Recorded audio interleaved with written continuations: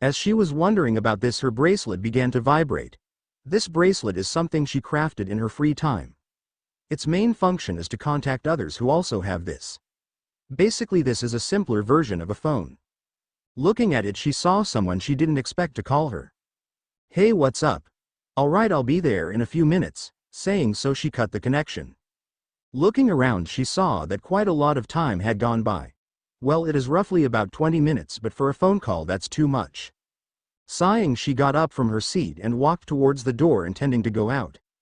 When she was near the door, she saw Isabella cleaning the floor while humming a tune. And when noticed her presence, she smiled and asked, "Era, are you heading out, Rimuru-chan?" Rimuru nodded and replied, "Yeah, I'll be heading out for a bit. But don't worry, I'll be back before dinner." Isabella nodded with a smile and said, "Okay, be safe out there." With the farewells done, Rimuru walked away from the house to a hidden corner and used Gotham to teleport to her destination. And as with Anos, she too once explored the city, so she could use Gotham anywhere. Reaching her destination, she saw a massive mansion that might as well be called a small castle. But she ignored it and smiled at the person who was at its doorstep. "Well, Sasha, are you ready for your lessons?" she asked with a twinkle in her eyes. Chapter 55. The Sword Tournament. "Thank you for the gift, Anos," Misha whispered shyly while looking at her new ring.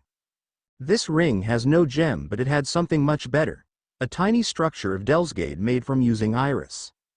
Anos made it to just show a demonstration on how creation magic is used, but who would have thought that she was enchanted by it to this degree? "It's good that you like it, Misha," Anos said as he looked at the cat that came near him. Unlike a normal cat, this one's eyes held an intelligence its species shouldn't possess. "Greetings, my lord." The cat bowed as it spoke in a rough voice. "Save the formalities, Ivis, tell me, what did you find?" Anos asked while secretly casting an isolation spell to ensure their privacy. "Regrettably, not much, my lord.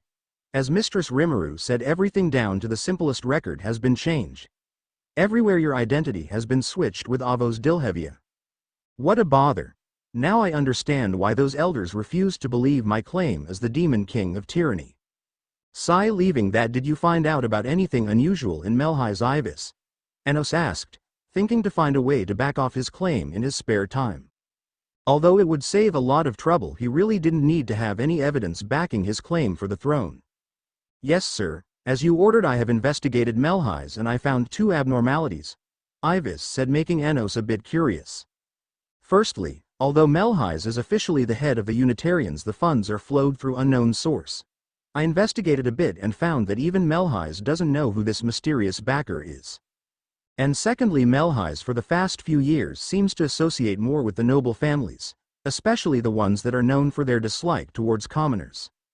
"Oh, this is quite strange indeed. The person who is supposed to be a leading figure in an organization dedicated to get freedom meeting the same people who are supposed to be their nemesis. What strange world this has become," Anos said as he began to think about it.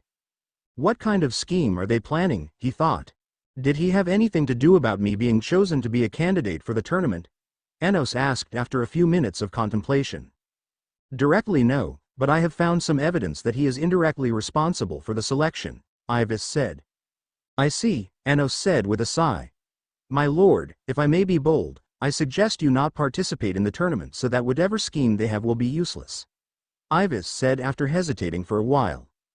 Anos chuckled dryly and said, "If it was before, I may have forfeit, but you see, my parents want me to win this tournament, so as a filial son, how can I say no to their request?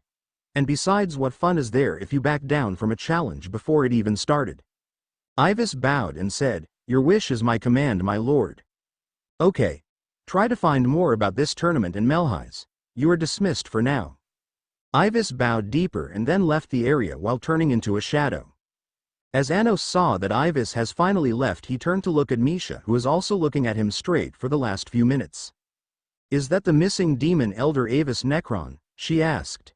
Yes, I made him do some espionage stuff for me," Anos said as he got up from the bench that both him and Misha were sitting for the last few minutes.